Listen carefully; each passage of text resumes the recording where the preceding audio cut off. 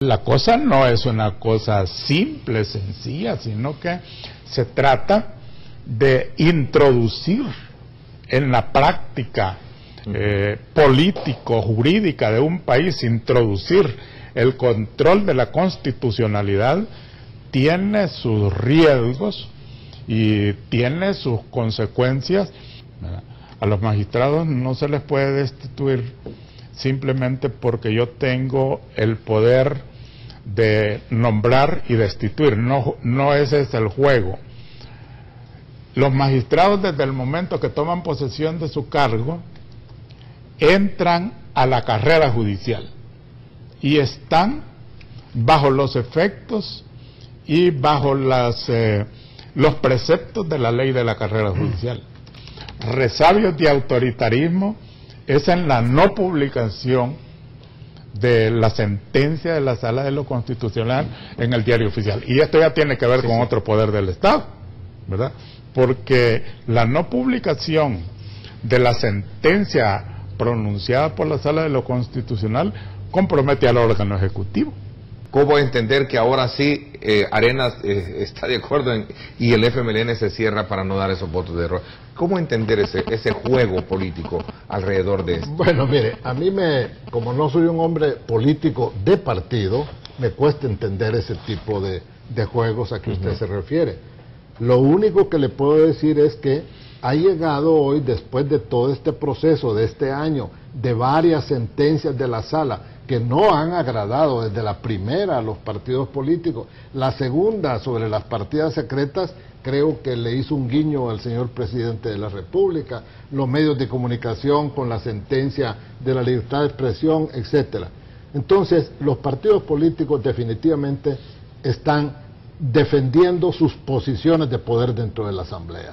La verdad es que los partidos políticos se han visto estremecidos con las sentencias de la Sala. Y el 743 casi pudiera ser una culminación de esa conducta de los partidos políticos por mantener su partidocracia. Entonces, la posición del Partido Arena hoy como partido de oposición definitivamente puede ser comprensible, porque el FMLN también, que era oposición antes, nunca hubiéramos creído que hoy el FMLN estuviera en contra de la Sala de lo Constitucional. Son las grandes contradicciones que no entiende usted y que yo tampoco entiendo. Pero si no se camina al filo de la montaña y se cae a un lado o a otro lado, entonces en lugar de judicializar la política, se corre el riesgo de politizar la justicia. Ese es un punto, por eso le digo, los tribunales constitucionales deben de tener la suficiente sabiduría y templanza de mantenerse en el camino recto y no propiciar de que por llevar la justicia a la política, en un determinado momento se pueda politizar la justicia. Y que eso ha venido siendo el detonante que nos tiene a todos entretenidos y hablando de este mismo tema, pero que en el pasado no venía abordándose. ¿Por qué razón? Porque no eran valientes, porque son valientes, porque no aplicaban la ley, porque tenían compromiso político, no lo sé. Bien, digamos que vamos a hacer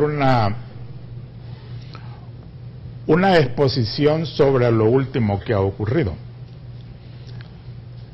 Y como nosotros, el doctor Méndez y yo, hemos estado en la Sala de lo Constitucional, en nuestra época no llegaron a nuestro conocimiento este tipo de demandas, ¿verdad? Si hubieran llegado este tipo de demandas, la hubiéramos tenido que resolver para bien o para mal. Cada proceso, cada actuación de una corte está acorde con el momento histórico y cronológico que se vive. Nosotros fuimos una corte independiente. Yo, como dijo el doctor Belarmino Jaime ayer en un periódico local, yo sinceramente no sé ni quién me propuso ni cómo fui electo. Lo único que le puedo decir, yo creo que es igual el doctor Solano y la mayoría, y casi el 99.99 de los magistrados, no adquirimos ningún compromiso con los diputados de la Asamblea Legislativa. Por eso es que continúa siendo nuestra lucha de que para mejorar la institucionalidad democrática y que este país camine por el rumbo adecuado, es básico y fundamental la despartidarización de las instituciones. Yo voy a retomar las palabras de mi compañero de foro, el doctor Solano, que dijo que ese decreto casi se configuró como que hubiera sido el juicio de Jesús, ¿verdad? A la medianoche, en la madrugada, sin testigos. Y yo le agregué que con los Judas también, ahí en medio con traidores. Con los traidores. Las calificadoras de riesgo ya empiezan a ponerle atención a la falta de institucionalidad. Y esa no es atribuible a los magistrados de la sala, es atribuible al órgano mismo que se ha generado alrededor de todo esto. Mire, la situación económica, social del país es seria, usted lo sabe. Acabo de estar yo en un foro económico que convocó la Universidad Tecnológica. La situación económica del país es seria.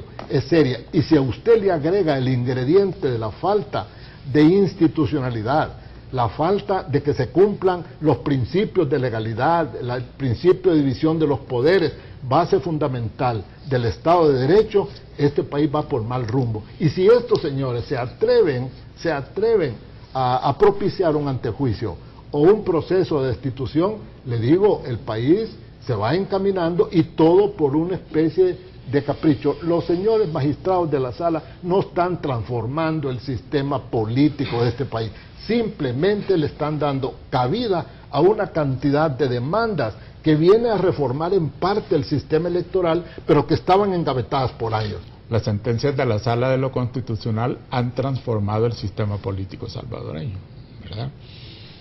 Las sentencias de la Sala realmente son cuestionables. Le decía hace un momento de que la Sala ha sido abierta a discutir sus propias sentencias. Cuestionables, debatibles, pero sí, no refutables. Debatibles.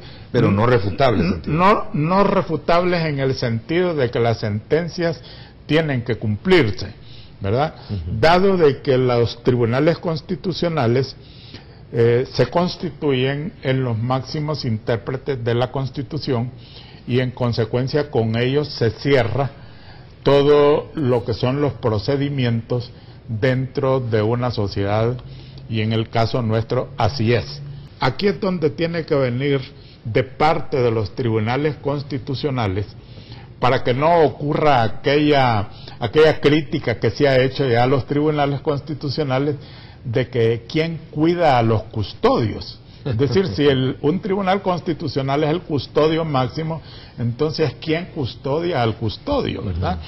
Entonces los tribunales deben de tener la suficiente entereza para saber cuándo no deben de tocar la Constitución. Para mí en eso está la clave. Ellos pueden resolver, los tribunales constitucionales como máximos intérpretes de la Constitución pueden resolver todo, pero no convertirse en poder constituyente.